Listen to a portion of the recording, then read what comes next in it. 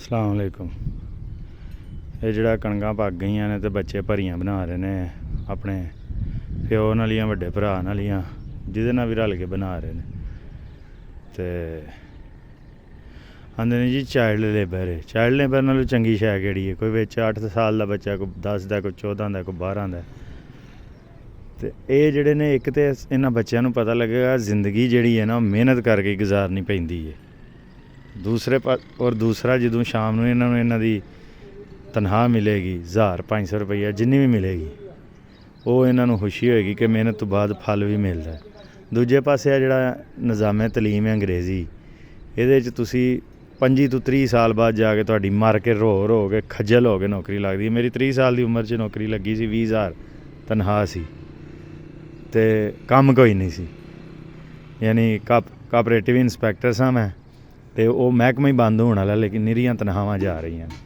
यानी कि 30 साल की उम्र च भी जे मैनूं 20,000 रुपया लभ्या खज्जल हो के, ते ओहदे विच मैनूं मेहनत नहीं कोई हत्थ ना करनी पई, ते मैनूं मेहनत करनी आई भी नहीं। बस किताबां चलो मैं पढ़ लेना वा, लेकिन जिहड़ा शुरू तो इंसानियत चलदी आ रही सी ना, जदों बच्चे अपने प्योआं वाला ही काम सिखदे हन। 8-10 साल का जो बच्चा हुंदा सी, अपने प्यो नाल लग जांदा सी। 15-16 साल तक 4-5 साल वो काम करदा सी, ओहदा नाल विआह कर दिंदे हन, ते वो अपनी जिंदगी का निज़ाम चलाना शुरू कर दिंदा सी अपने सिर ते। हुण की है जी, 30-35 साल च जाके विआह हो रहा, क्योंकि 30-35 साल च जाके तुहाडी 30-35 हज़ार तनख्वाह भी नहीं लगदी, ते तुसीं अपने सिर ते जिंदगी का गुजारा नहीं कर सकते जिन्नी देर तक तुहाडे प्यो भरा और इधरों उधरों तुहानूं आमदनां ना आउंदियां होण।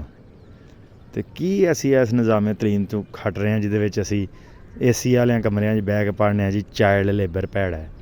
आप साडा ये हाल है कि असीं पीजे बर्गर मरियां कुकड़ियां शवारमे 'ਚ खा के ना असीं आने चाइल्ड लेबर भैड़ा है, और मेहनत नहीं, असीं सानूं मेहनत सहाई नहीं गई, असीं हुण मेहनत कर भी नहीं सकते। असीं नकारा ऐसे हो चुके हैं, ना साडे कोई इलम आया अक्सरीयत कोल, ते ना कोई हुनर आया। सिर्फ असीं पाकिस्तान दे उत्ते मुल्क ते माँ प्यो ते हर शै दे उत्ते असीं एक बोझ हाँ। 4 इंग्लिश दीयां टर्मां सीखियां हैं जिन्हां मुंडिਆਂ ने साडे नाल, उन्हां नूं हुण वो भी भुल गईयां ने, ते यह असीं खट्टिया इस निज़ामे तलीम तो। ते साडे तो बेहतर ते बाल ही ने जिन्हां ने होर 4-5 सालां नूं अपना निज़ाम चला के अपना विआह करके अपने बच्चे पालने ने।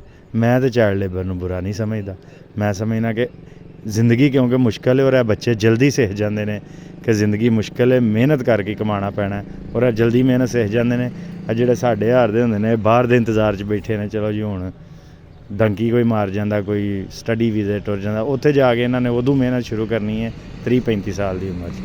अस्सलाम वालेकुम।